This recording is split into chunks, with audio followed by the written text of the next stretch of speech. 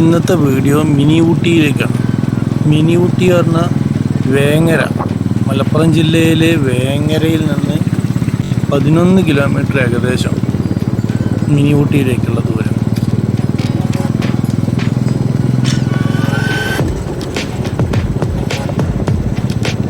ഊട്ടി എന്ന് പറയുമ്പോൾ നമ്മൾ സാധാ ഗൂഡല്ലൂർ ഊട്ടി, മഞ്ഞും കോടമഞ്ഞും ഒക്കെ നിറഞ്ഞു നിൽക്കുന്ന ഊട്ടീനെ ചിത്രം നമുക്ക് ആദ്യം വരിക. പക്ഷെ അതേപോലെയാണ് ഈ മിനി ഊട്ടിയും. പക്ഷെ മലപ്പുറം ജില്ലയിൽ 2 ഊട്ടികളുള്ളൂ. ഒന്ന് മിനി ഊട്ടി വേങ്ങരയിനടുത്തുള്ളത്, അതാണ് ഇപ്പോൾ നമ്മൾ കാണാൻ പോകുന്നത്. ഇനി രണ്ടാമത്തെ ഒരു ഊട്ടിയുണ്ട്, പാവങ്ങളെ ഊട്ടി എന്ന് പറഞ്ഞിട്ടൊരു സംഭവമുണ്ട്. അത് കൊടികുത്തിമല എന്ന് പറയുന്ന സ്ഥലത്താണ് പാവങ്ങളെ ഊട്ടി. അത് ഗവൺമെൻറ് മറ്റേ പ്രോപ്പർട്ടിയിലാണ് അത് ഉള്ളത്. ഗവൺമെൻറ്റിൻ്റെ ടൂറിസം ഡിപ്പാർട്ട്മെൻറ്റിലാണ് അത് ഉൾപ്പെടുത്തിയിരിക്കുന്നത്. ഇതാണെങ്കിൽ പ്രൈവറ്റ് സെക്ഷനിലുമാണിത്.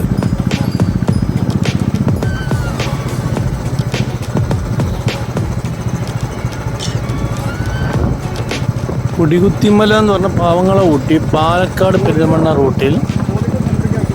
റൂട്ടിലാണത് സ്ഥിതി ചെയ്യുന്നത്. പെരിന്തൽമണ്ണയിൽ നിന്ന് ഏകദേശം ഒരു 10-20 കിലോമീറ്ററിൻ്റെ ഉള്ളിൽ വരും. ഏകദേശം 7 കിലോമീറ്റർ കുത്തനെ കയറ്റാണത്.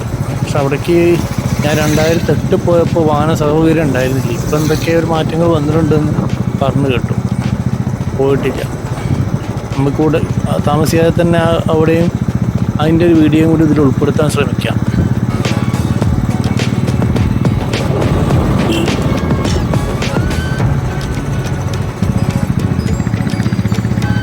മിനി ഊട്ടിയിൽ ഞങ്ങൾ വരുന്ന സമയത്ത് ഏകദേശം ഒരു 5 മണി 5:30 സമയത്താണ് ഇവിടെ എത്തുന്നത്. 5:45 കുറച്ച് വഴുകി, വണ്ടി ഒന്ന് കംപ്ലൈൻ്റ് ആയി. അപ്പോൾ അത് ബൈക്കിലൊന്ന് കുടുങ്ങിയതിന് ശേഷമാണ് ഇപ്പോൾ ഇത്ര വഴുകാൻ. ചെറുതായിട്ട് മഴച്ചാറലുണ്ട്. വീഡിയോ മുഴുവനായിട്ട് ഉൾപ്പെടുത്താൻ പറ്റിയിട്ടില്ല, കാരണം ഇതിൽ അവിടെ ഉള്ള കുറച്ച് ഭാഗങ്ങളൊന്നും ഇതിൽ ഉൾപ്പെടുത്താൻ പറ്റിയിട്ടില്ല. സംഭവം എന്താ വെച്ചാൽ പോണ വഴികൾ അവിടെ എന്താണെന്നുള്ളത് നമുക്ക് ഇതാവാം. കോടമഞ്ഞ് കണ്ടില്ലേ? ഈ പോണ വഴിക്കൊക്കെ തന്നെ ഇപ്പോൾ തന്നെ കോടമഞ്ഞ് ഇറങ്ങിയിരിക്കും. ഇതേ സംഭവം തന്നെ ഇപ്പോൾ നമ്മൾ ഊട്ടി പോകുമ്പോഴും അതിനാണിത് ഈ മിനി ഊട്ടി പറഞ്ഞത്.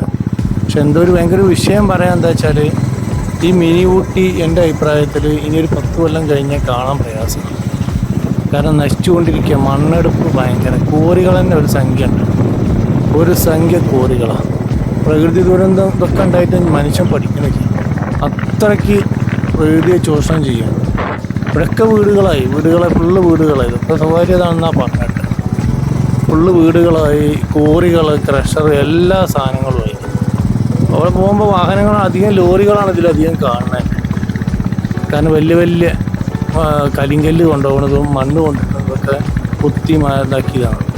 ഇതിൻ്റെ സ്പെഷ്യലായിട്ടൊരു വീഡിയോ ഞാൻ ഇതായിട്ട് ഇടുന്നുണ്ട്, മണ്ണ് നശിപ്പിക്കുന്നതിനെ പറ്റിയിട്ട്, ഈ കുന്ന് നശിപ്പിക്കുന്നതിനെ പറ്റിയിട്ടൊക്കെ ഒരു വീഡിയോ ഉടനെ വിടുന്നുണ്ട്. ഇതിൽ അത്ര കണ്ട് ഉൾപ്പെടുത്തിയിട്ടില്ലെങ്കിലും ഏകദേശം കാണാം നിങ്ങൾക്ക്. അതാണ് നമുക്കൊരു ദുഃഖകരമായി പറഞ്ഞത്. അധികകാലം ഇവിടെ പ്രയാസമാണ് ഇത് കാണാൻ. കാരണം ഒരുവിധമൊക്കെ മണ്ണെടുത്ത് നശിപ്പിച്ചിരിക്കണം. മനുഷ്യൻ്റെ കൈ എത്താത്ത സ്ഥലങ്ങളില്ല, എല്ലാം നശിപ്പിക്കുക. എന്നിട്ടോ ദുരന്തം വരുമ്പോൾ നിലവിളിക്കുകയും ചെയ്യും. അതാണ് നമ്മളെ വിഷയം. കണ്ടില്ലേ എത്ര വണ്ടികളാണ്? ഒരു സംഖ്യ വണ്ടികൾ ഞാനാ പോണത്. രാത്രിയും പകലും ഞാണ്ട് കിടന്ന് ഓടുകയാണ് ഈ സാധനം, ഈ ഇപ്പോൾ കാണുന്ന വണ്ടികൾ.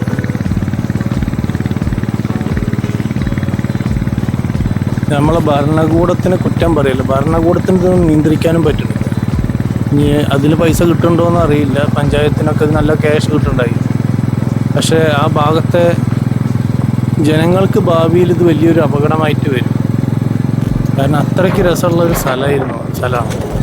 മറ്റേ ഒരുപാട് മരങ്ങളും. ഈ കോടമഞ്ഞ് വരുമ്പോൾ തന്നെ എത്ര ആലോചിക്കാൻ എന്താണ് അവിടുത്തെ സ്ഥിതി എന്നുള്ളത്. പക്ഷെ കുറേ ഭാഗം പോയിക്കുന്നു. ഇനിയും നമ്മളത് നിർത്തിയിട്ടില്ലെങ്കിൽ, കാരണം ഒരുവിധം വലിയ പൈസക്കാരെ കയ്യിലേക്കാണ് ഇത് മുഴുവൻ ഈ നശിപ്പിച്ചു കൊണ്ടിരുന്നത്, പ്രകൃതിയെ നശിപ്പിക്കുന്നത്. അത് പാവങ്ങളടക്കം അതൊന്ന് ഇരയാവണം. അത് ഇനിയെങ്കിലും ഭരണകൂടങ്ങൾ നോക്കിയിട്ടില്ലെങ്കിൽ വലിയൊരു ദുരന്തത്തിലേക്കാണ് ഇത് പോകുന്നത്.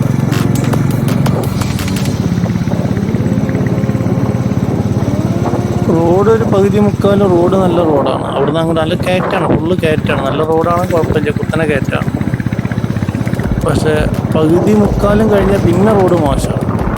പിന്നെ അവിടെ എല്ല് ഫാക്ടറി കണ്ണിക്കണ്ട സാധനങ്ങളൊക്കെ ഉണ്ട്. നമുക്ക് നല്ലൊരു സ്ഥലം കിട്ടുന്ന സമയത്ത് അപ്പോഴാണ് ഈ എല്ലിൻ്റെ സ്മെല്ലും ഇതൊക്കെ പാടായിട്ട് അതവിടെ വരും.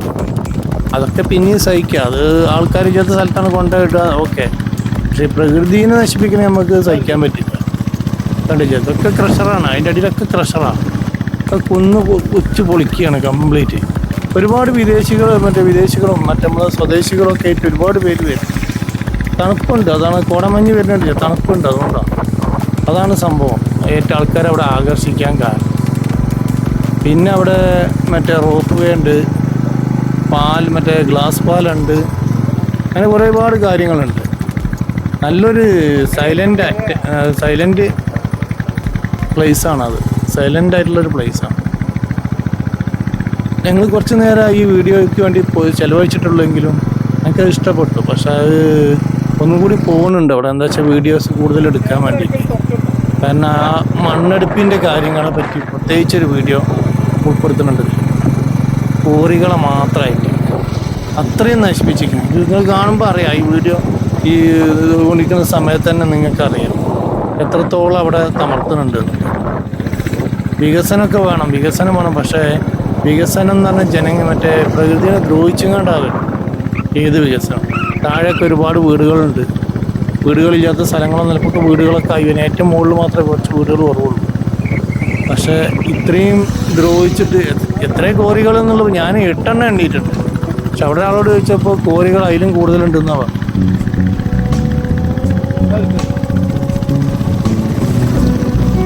ഇനിയെങ്കിലും ഇത് വീഡിയോ കണ്ടിട്ടെങ്കിലും ആളുകൾ പ്രതികരിക്കുക. കാരണം പ്രകൃതിയെ ചൂഷണം ചെയ്യണം ഇനിയെങ്കിലും ഇത്. കാരണം ഈ സംഭവം അല്ല തമിഴ്നാട്ടിലോ കർണാടകയിലോ വേറെ ഏത് സ്റ്റേറ്റ് ആയിക്കോട്ടെ, സർക്കാർ നല്ലതുപോലെ അത് ചെലവഴിക്കും. ഈ നല്ല മറ്റേ എന്താ പറയുക, നല്ല ക്യാഷ് ഉണ്ടാക്കാനുള്ളൊരു സംഭവമാക്കി എടുക്കും. ഇവിടെ അതല്ല, ഫുള്ള് നശിപ്പിക്കലാണ്. കുന്നുകളും മലകളൊന്നും ഇനി കാണാൻ പ്രയാസമാണ്. 10 കൊല്ലം ഞാൻ കണക്ക് കൂട്ടിയിട്ട്, ആ കണക്കൂട്ടിൽ എൻ്റെ കണക്കൂട്ടിൽ 10 കൊല്ലം. പക്ഷെ അവിടെയുള്ള ഒരാളോട് സംസാരിച്ചപ്പോൾ പറഞ്ഞു, കട നടത്തുന്ന ആൾ 5 കൊല്ലം കൂടി ഉണ്ടാവുള്ളൂ. 5 കൊല്ലം ആകുമ്പോഴേക്ക് തന്നെ തമരുന്ന പറഞ്ഞു. അത്രയ്ക്ക് രാവും പകലും ജാണ്ട മണ്ണെടുത്തുകൊണ്ടിരിക്കുക. ഇത്രയും പറയാൻ കാരണം ഇനിയെങ്കിലും ഇത് അറുതി വരുത്തണം. സർക്കാർ അതിനുള്ളൊരു ഇത് ചെയ്യണം എന്നുള്ളതാണ് എൻ്റെ വിനീതമായൊരു അഭ്യർത്ഥന.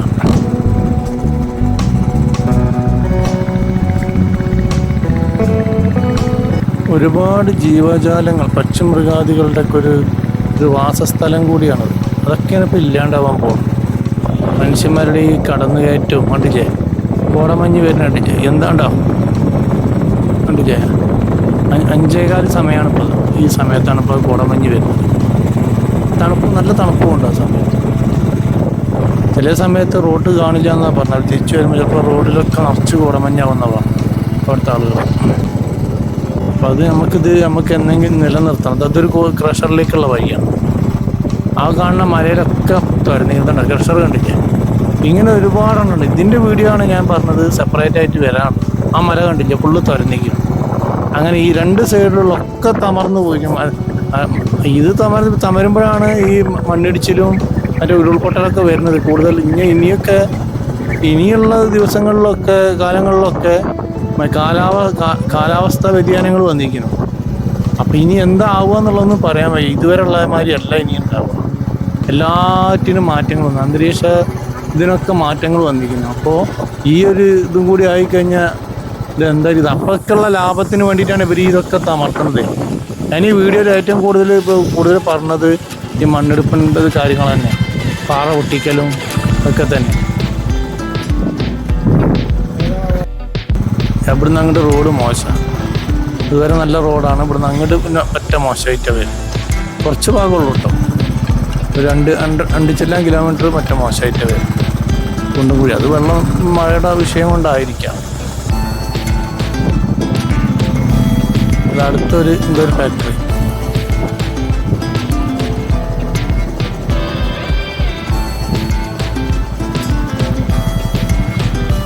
ആളുകൾ കണ്ടില്ലേ, രാത്രി 9 മണി വരെയാണ് കേട്ടോ. അത് രാവിലെ 9 മണി മുതൽ വൈകുന്നേരം 9 മണി വരെയാണ് ഇവിടെ പ്രവേശനമുള്ളൂ. അത് കഴിഞ്ഞാൽ അവിടെ ക്ലോസ് ചെയ്യും. അവിടെ 2 പാർക്കുകളുണ്ട്. അപ്പോൾ ആദ്യം ഒരു പാർക്ക് അതിൽ കാണിക്കുന്നുള്ളൂ വീഡിയോയിൽ. അതിൻ്റെ താഴത്തെ ഒരു പാർക്കുണ്ട്. അതുകൊണ്ട് എത്തിപ്പെടാൻ പറ്റില്ല. അപ്പോൾ മഴ പെയ്തു, അതുകൊണ്ട് ഈ വീഡിയോ ഇതിൽ പെടുന്നില്ല. കുട്ടികൾക്ക് കളിക്കാനുള്ള പാർക്കുകളും ഒക്കെ ഉണ്ടാവും. വെറുതെ സമയം ചിലവഴിക്കാൻ പറ്റിയൊരു, ഊട്ടി പോകേണ്ട, നമ്മളെ നാട്ടിൽ ജില്ലയിൽ തന്നെ, നമ്മളെ നാട്ടിൽ തന്നെ ഇങ്ങനെ ഒരു സ്ഥലം ഉണ്ടാവുക പറഞ്ഞാൽ നല്ല കാര്യമല്ലേ. അതിനാണ് നമ്മൾ ഏറ്റവും കൂടുതൽ ഉണ്ടാവുക.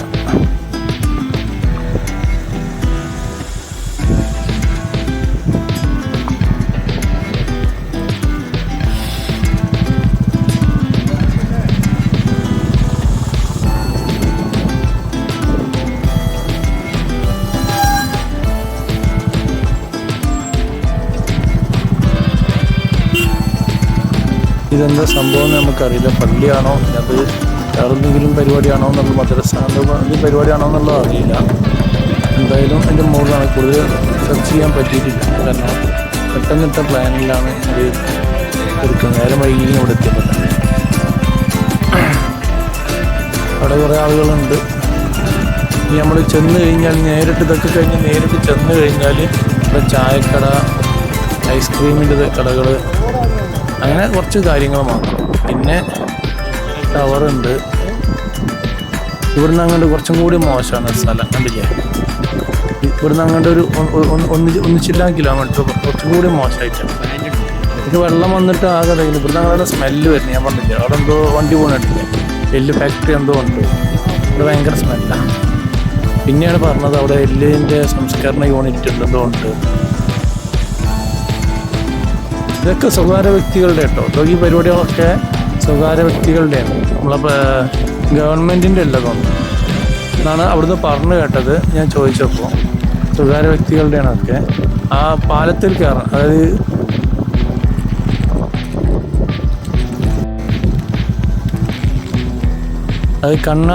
കണ്ണാടി പാലത്തിൽ കയറണമെങ്കിൽ 100 രൂപയാണ് ഒരാൾ ചാർജ്.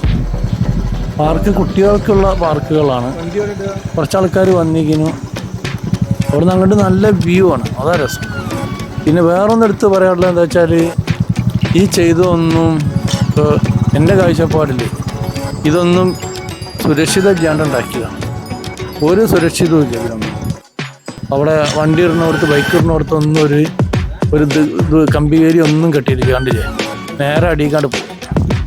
ഇതൊന്നും ടവർ, ഇതെന്താ വെച്ചാൽ റോപ്പ് വേൻ്റെ തിരിച്ച് റിട്ടേൺ പോണതാണ് ആ സംഭവം. അവിടെ ഒന്നും ഒരു സുരക്ഷിതങ്ങളില്ല എൻ്റെ അഭിപ്രായത്തിൽ.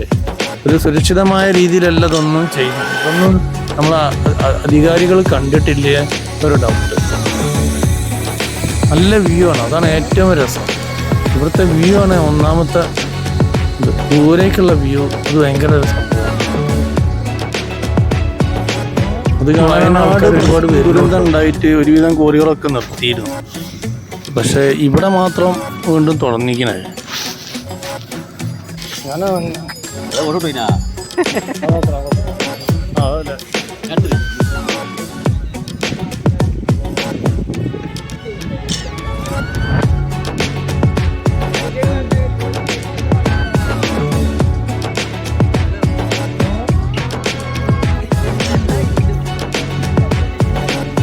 മിനി ഊട്ടീൻ്റെ അവിടെയുള്ള ഏറ്റവും വലിയ വ്യൂ പോയിൻ്റാണ്.